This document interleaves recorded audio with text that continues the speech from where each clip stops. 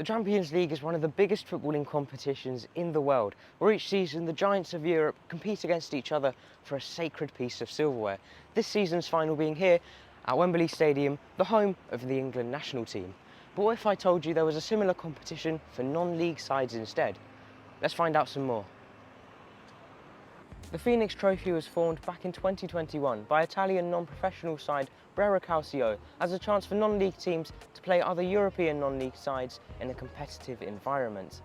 FENIX is an acronym for the words friendly, European, non-professional, innovative and xennial, which derives from the ancient Greek word xenos, meaning respect for other cultures. The tournament's first season featured 8 invited teams and was won by English side FC United of Manchester. Then last season, out of 9 clubs, Danish side BK Skjold were victorious. This season though is the biggest instalment of the competition yet. This season, a whopping 12 clubs are taking part in the tournament from across 10 different countries. Those are Enfield Town FC, FC United of Manchester, Lewis FC, KSK Beveren, BK Skjold, Prague Raptors, Krakow Dragoons, Venus Bucuresti, Vinsky FC, FC Oslo, Gilla FC and Lantwitz Major. Those 12 teams have been split up into 4 groups of 3. The winner of each group will play in the semi-finals, before the winners of the semi-finals will face each other in the grand final. I spoke to Leonardo Aleotti, one of the people that helped to found the competition, along with Paul Reed, chairman of Enfield Town FC, one of the teams competing this season. First of all, of course, before we get to the European competition, you work with Brera Calcio, the football club in Italy. What is your role there? Well, Brera Calcio, Brera FC, let's keep it English. Brera FC was is a football club from Milano. It was founded 23 years ago in July 2000 by my father, actually. So that path already started in a certain way. I've been involved in the club for the last 10 years, since I was 17, 18, something like this. And I now work as a club manager. It's just a position where I manage all the aspects of the club, basically. So the FENIX Trophy, as you say, you invented it a couple of years ago now. How did the competition come about, and why did you feel that there was a need for something like this for non-professional teams? The whole idea first came up in October, November 2020. So on the second wave of the COVID pandemic, the season was stopped after the first 4 games. So we didn't have any football activity to think about. That is actually usually a very good moment for us because, okay, of course we cannot watch football, but we have the time to think about possible initiatives and everything that otherwise we cannot because we are simply too much inside the football. So in that moment, me and my father, we got together and we were thinking, what do we do? So we thought we should find a way, in a way, jokingly, to fill the gap with Inter Milan and AC Milan. So what was missing to Brera FC that Inter Milan and AC Milan had, apart from the money, of course, and that was European football. So we were in love with the idea of playing not yet worldwide, but at least outside of Italy. Had you seen anything similar to to this idea of non-league clubs competing across the globe? Or is it something completely original? And also, if it is something original, why do you think it's taken so long for an idea like this to come to life? FENIX is also stands also for the acronym of friendly, European, non-professional, innovative, and xenial. And the innovative side comes along with this thing that I'm saying. Like, I think it's something completely original because nobody. It's not that nobody ever thought of playing games between non-professional clubs of different countries. It's not the first non-professional international tournament, but it's the first because, for instance, FC United of Manchester played a lot of friendlies with other clubs, the kind of clubs that we would involve in the tournament throughout its history. But they were just friendlies. There was no. It was not. It was not a system. It was not regulated. It was not put in together as a tournament. It was just a one-off exhibition.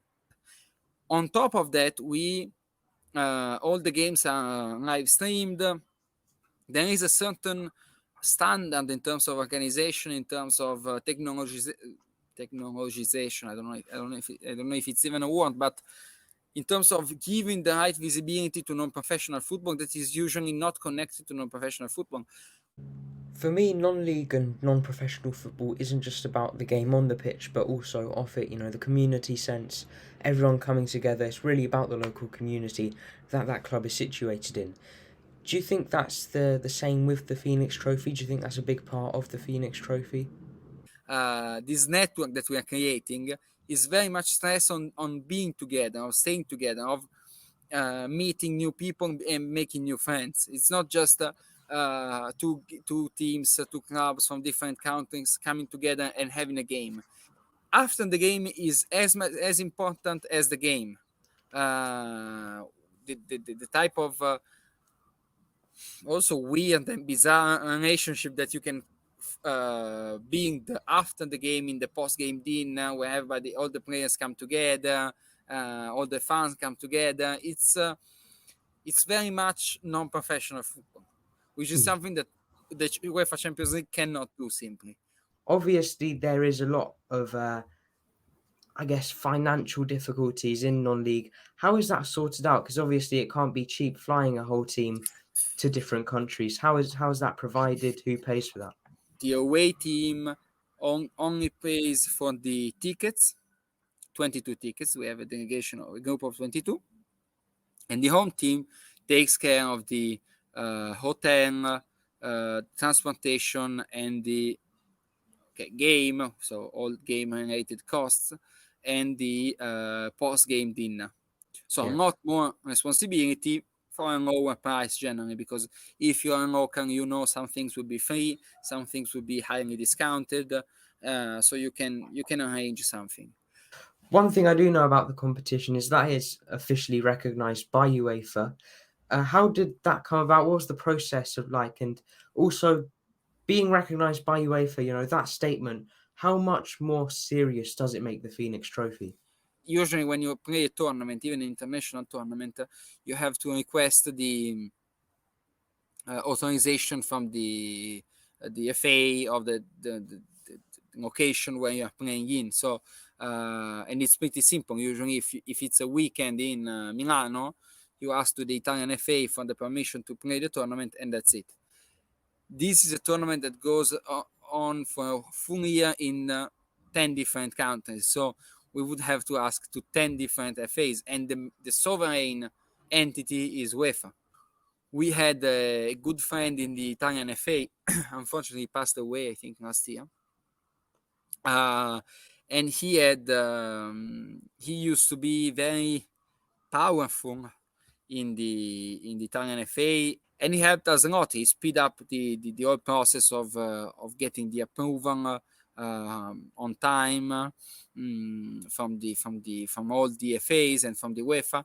It's great that it's official. The fact that we got the approval, it's something that, in a way, it's pretty standard for the tournaments, but it's something that really makes the tournament. Otherwise, as I said, it would have been just a bunch of friendly games. Now, this, coming to our last question, is obviously the third season that the tournament's been on. There's 12 teams this season as well, which is the most you've had yet. Do you feel like this FENIX Trophy is only going to get bigger and better from here? And do you think that is, over the next couple of years, going to become a real big thing across Europe? More people are going to know about it. It's going to become the main non-league European competition. My hope is to actually get to a point where we have so many clubs that, which is not far away, to be fair, but that we find a way that there are so many clubs, we touch so many countries that it becomes a different format. It becomes a knockout phase, a knockout format competition. So that every club, even the smallest club in Bosnia, has a chance to play, because they don't have enough money to play 4 games, but they do have enough money to play 2, because they put together all their resources and everything, and they win. And if they go for 1 away game and 1 home game, they have a great experience. And if they go through the next round, there is, I don't know, there is a financial aid to back them up to face the next round. So in a way that there is also a financial incentive. The only flaw it has is that it's not well known enough. Everybody, you tell them about the FENIX Trophy, they're gonna say, that's amazing, but not enough people know about it. So my commitment is to spread the word. Thank you so much for your time. That was really interesting to hear more about the competition. Now, for a different perspective, let's hear from Paul Reed, chairman of Enfield Town FC, one of the teams competing in the competition this season. So I'm joined now by Paul Reed. You're the chairman here at Enfield Town FC. When you first heard about the FENIX Trophy, you were first invited. How eager were you to sign up, and why? Yeah, it's been around for a couple of years now, and we were, I suppose, watched on a little bit jealously of our friends at Beveren in particular and FC United as they sort of made their journeys into the competition, and a few of our board actually went up to the FC United versus Beveren game last year and had a great time. So it sort of evolved from that. So it was a competition we knew about, a competition that excited us. And once we were invited, we had a board meeting, and I suppose the idea of playing it was never in question, right? We really wanted to play in a competition, but from a club perspective, we had to make sure that it was right for us financially, because obviously there's not something we normally budget for is a European competition, and also from a playing perspective to make sure it didn't impact too much on our league season, which is obviously our priority for the year. So once we'd gone through that, we had a conversation with the manager, we worked through the budgets, then we were really keen to enter, and then it was a bit of a waiting game. I think we were one of the last clubs to be announced, so we had to keep it a secret for a few weeks. You mentioned that excitement. I was at a game the other day and I heard your fans chanting, we're all going on a European tour. Yeah. What's it been around the club like, the past couple of games, ever since it was announced? Has there been that raising positivity and excitement? Absolutely, I think it's a good thing. Obviously, there's some people who are pragmatic and wanted to make sure that we weren't going to damage the club by being in the competition, and I think we've been able to allay those fears. But overwhelmingly, the feeling's been positive. I think people are looking forward to the home games, but much more in particular the away games as well, those that can travel. I think there'll be some fantastic experiences for us to enjoy it. Talking to the players, they're up for it as well. They're looking forward to it. I think we'll have a really great time in the competition, and also it's a competition we want to do well in. Last year the final was in the San Siro. I know they're looking at another sort of big stadium hopefully for this year as well, so it could be a good end to the season for us if we do well in it as well. And I spoke to Leonardo the other day. Now, he was the founder of the competition, and he said a lot of it was about the community side of things. The dinner after the game between the players and the fans was equally as important as the match was itself. Would you agree with him? I know this is a fan-owned club. Is the community a big thing around here? Absolutely, right. We are fan zones, and that's what makes it special, I suppose. And yes, there's a number of other clubs, British clubs that are in the competition as well that are fan-owned. But I think that's the ethos of the competition. When you look at the other clubs involved, they've all got something special about them from a community focus, and it's really key for us. Hence, sort of the friendship we already have with Beveren, who are in a competition. They've been over here a few times. We've been over to Belgium. We always have great experiences with them on and off the pitch. And again, a relationship that we have with FC United. We've played each other a few times, pre-season games, and I suppose when you are fan-owned, you have empathy and a familiarity with the opposition that what you've been through as a club to get to that point. So it does tend to bring commonality together and sort of friendship together off the back of that. And you mentioned earlier there was obviously the costs involved, being a non-league club and a fan-owned club. How big was that when you were making the decision whether you were going to sign up or not? Again, when I was speaking to Leonardo, he said the way it was arranged was the team travelling just pays for the plane tickets and that's it. So That's how are you correct. going to, cope with that? Yeah, so you're right. So when we go away, we just need to get our plane tickets. When we're at home, we need to provide dinner for the opposition and hotel and travel to and from the airport, or in Lambert's case from Wales, right? So they won't be coming by plane. So we've costed that out. We think, given that the fact that we'll have 2 extra games, so 2 extra lots of gate receipts, 2 extra lots of bar takings, 2 extra lots of catering programs, we hope if we can promote those games in the right way, and if we're prudent with some of our costs as well, that it should work out hopefully to be cost neutral for us during the season. So we definitely did the sums before we committed to it. We wouldn't want to take a big chunk out of the manager's budget for the season. So yeah, it was the overriding first objective when we got was to make sure that it wasn't going to be too expensive. So you did say earlier about the potential disruption to your league campaigns. Do you think that it will affect that in any way? And also, will the extra minutes that the players have to play affect them injury-wise or tiredness? Yeah, it's a good question. Only time will tell, right? So for us, is it any different to extended run in the League Cup or the County Cup? So when we spoke to the manager, his view was that last season at Police had played in 2 different county cups, the Surrey and the London. This season we only have the Middlesex, so like an additional county cup. But it's a good question. We'll have to manage minutes of our players well, particularly in cup competitions. Obviously the FA Cup and FA Trophy, there's big prize money attached to that, so we won't be making any changes in those competitions. But when we get into League Cup, Middlesex Cup, even the FENIX, I think we'll have to look at our squads for that and rotate. Obviously there's travel involved as well. We even see at the top level sometimes people come back from European games and the results aren't so great on a Monday, but a Saturday. So we'll look at how we travel, how we recover, how we train in those weeks to try and keep fatigue to a minimum. Do you think there is a big difference between European football and English football? Will the manager have to change any tactics or rotate the lineup for when you play these European games? Yeah, I mean, our management team are really thorough in their preparation. It might not be so easy to get footage of Landweert or of Copenhagen than perhaps we've got if we were playing Potter's Bar, right? So we can't just pop down the road and scout them either. So there'll be an element of the unknown a little bit with that. They tend to play similar sort of standards to ourselves. When we played Beveren, we see when they get closer to us in terms of leagues that they're strong teams, right? They don't seem to play too much differently to us. I think that the juggling will be more in terms of keeping players fit and getting the right minutes in them. We're able to take a squad away, so it might be that we need to change things in game as well. I should probably check. I don't know if we can use 3 or 5 subs while we're there, but we'll take a squad that I think is capable of playing in different ways. But hopefully we can give the 2 teams who are playing something to worry about as well. Leonardo was also saying how last season, out of the 9 clubs I think it was that played, only about 5 of them returned for this season.